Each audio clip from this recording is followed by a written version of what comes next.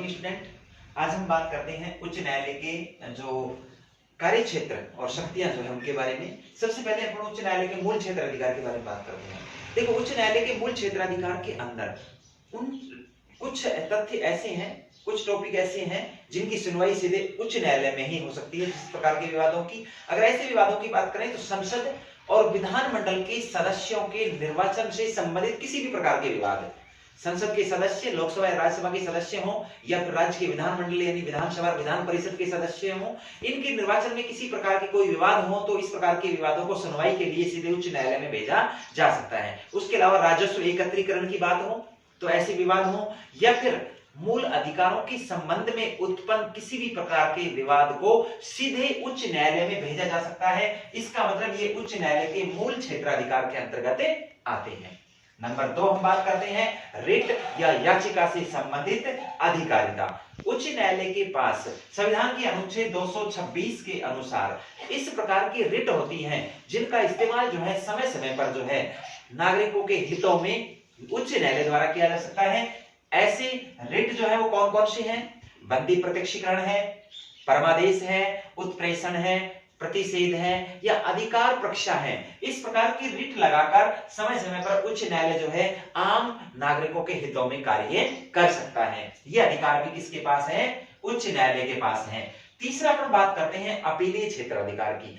अपीलीय क्षेत्राधिकार का मतलब इससे नीचे स्तर के न्यायालयों में चल रहे विवादों को अपील के लिए उच्च न्यायालय में लाया जाता है। इसमें 3 प्रकार के अपीलीय विवाद होते हैं। सभी प्रकार के विवादों की अलग अलग चर्चा करेंगे। अगर सिविल अपीलीय क्षेत्राधिकार की हम बात करें, पेटेंट से संबंधित नियम, संपत्ति से संबंधित मामले, या फिर अपन बात कर सकते हैं राजस्व या अपन बात कर सकते हैं टैक्स से संबंधित मामले। अगर इस प्रकार की कोई भी विवाद है तो उन विवादों को, अगर वो छोटे स्तर के न्यायालय में चल रहे थे तो अपील के लिए ऐसे विवादों को उच्च न्यायालय में लाया जा सकता है। इसके बाद बात करते हैं आपराधिक मामले या आपराधिक अपीलीय क्षेत्राधिकार।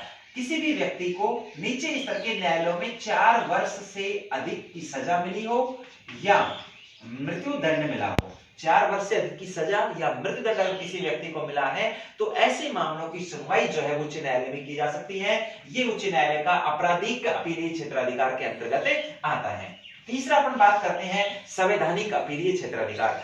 कोई भी ऐसा मामला जिसमें संविधान की व्याख्या का प्रसंग निहित हो तो इस प्रकार के विवादों को सीधे उच्च न्यायालय में अपील के लिए ले जाया जा सकता है। तो 3 प्रकार के अपीलीय क्षेत्राधिकार जो हैं वो उच्च न्यायालय के पास होते हैं। इसके बाद अपन बात करते हैं अभिलेख न्यायालय के संबंध में। संविधान के अनुच्छेद, अगर हम 215 की बात करें, संविधान के अनुच्छेद 215 में ये बात वर्णित है कि उच्च न्यायालय द्वारा दिए गए सभी प्रकार के निर्णय उसके नीचे स्तर के जो न्यायालय हैं उनमें अभिलेख के तौर पर, साक्ष्य के तौर पर इस्तेमाल किए जाएंगे। इसलिए उच्च न्यायालय को अभिलेख न्यायालय के रूप में भी जाना जाता है। इसके बाद अपन बात करते हैं प्रशासन से संबंधित अधिकार। उच्च न्यायालय द्वारा अपने अधीनस्थ सभी प्रकार के न्यायालयों में किसी भी प्रकार के दस्तावेजों को किसी भी समय जांच के लिए मंगाया जा सकता है। ये संपूर्ण जिम्मेदारी, संपूर्ण वहां का प्रशासनिक दायित्व जो है वो उच्च न्यायालय के पास होता है। आगे हम बात करते हैं न्यायिक पुनरावलोकन की शक्ति। राज्य सरकार द्वारा किसी भी प्रकार के कानूनों का जब निर्माण किया जाता है तो वो कानून जो है जनता के हितों के कहीं विरुद्ध तो नहीं है, जनता के साथ कहीं पर हितों के साथ खिलवाड़ तो नहीं कर रहे हैं। तो इस प्रकार के सभी विवादों को, इस प्रकार के सभी कानूनों को निरस्त करने की क्षमता जो है वो राज्य की उच्च न्यायालय के पास होती है और उच्च न्यायालय की इस शक्ति को हम न्यायिक पुनरावलोकन शक्ति के नाम से जानते हैं। ये सारी शक्तियां उच्च न्यायालय में निहित होती हैं।